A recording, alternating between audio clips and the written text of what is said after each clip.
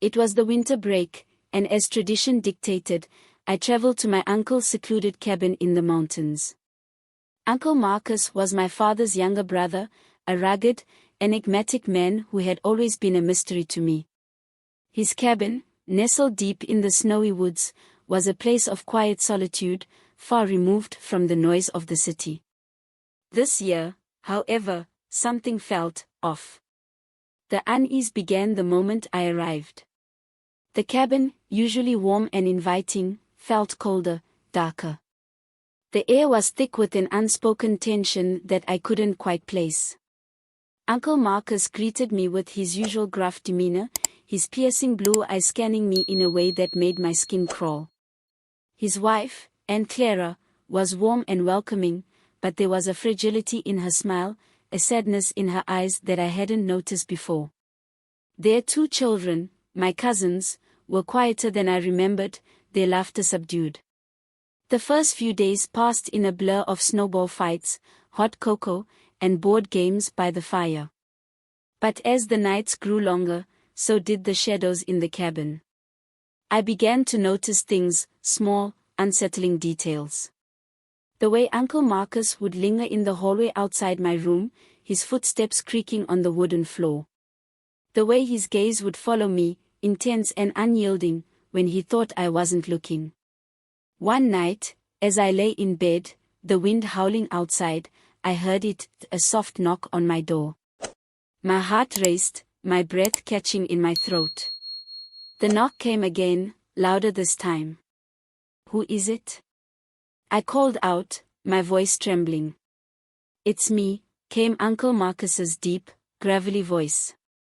"Open the door." I hesitated, every instinct screaming at me to stay put. But curiosity, mixed with a strange sense of dread, compelled me to obey. I opened the door just a crack, enough to see his shadowy figure looming in the hallway. "What's wrong?" I asked, my voice barely above a whisper. "I need to talk to you," he said, his tone firm, almost commanding. "It's important." I stepped aside, letting him in. The room felt smaller with him in it, the air thick with an unspoken tension. He closed the door behind him, the click of the latch echoing in the silence. "You've changed," he said, his eyes boring into mine. "You're not a little girl anymore." I swallowed hard, my stomach churning. "Uncle Marcus, it's late.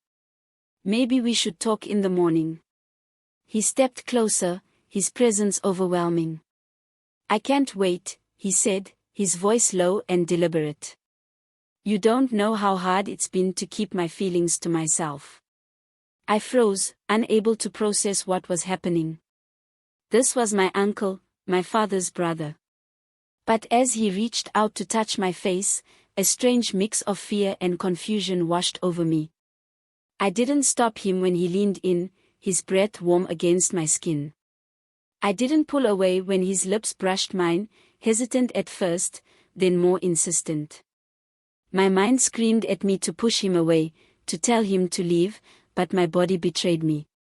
I let him kiss me, let him pull me closer until there was no space left between us. The rational part of my brain shut down, drowned out by the intensity of the moment. That night, lines were crossed that should never have been blurred.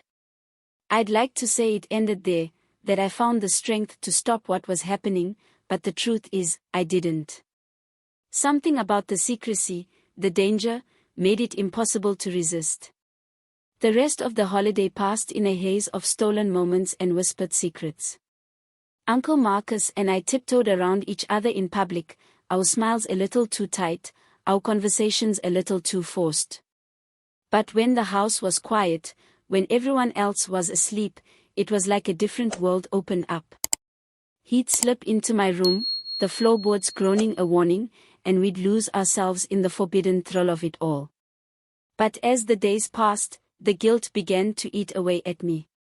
I knew I was betraying Aunt Clara, breaking a trust that should have been sacred. Yet the pull was too strong, the feeling of being wanted, of being desired, was intoxicating. The final night of my stay was the most intense. We didn't sleep, unwilling to let the hours slip away without clinging to every second we had left. As dawn broke, painting the room in soft hues of pink and gold, I felt the weight of goodbye settling over us. Uncle Marcus held me close, his arms tightening as if trying to shield us from the inevitable. When it was finally time to leave, we exchanged nothing more than a brief, polite hug in the presence of the family. But as I stepped out of the cabin and into the cold morning air, I felt his eyes on me, a silent farewell that spoke louder than words ever could. When I returned home, the weight of what had happened hit me like a freight train.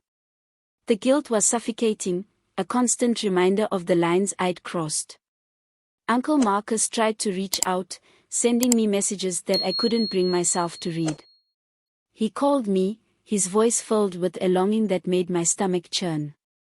But I blocked his number, desperate to put as much distance between us as possible. I haven't been back to the cabin since that winter. I've avoided family gatherings, making excuses whenever someone asks why I'm not around. The memory of that holiday lingers, a sweet, painful reminder of how one decision can change everything.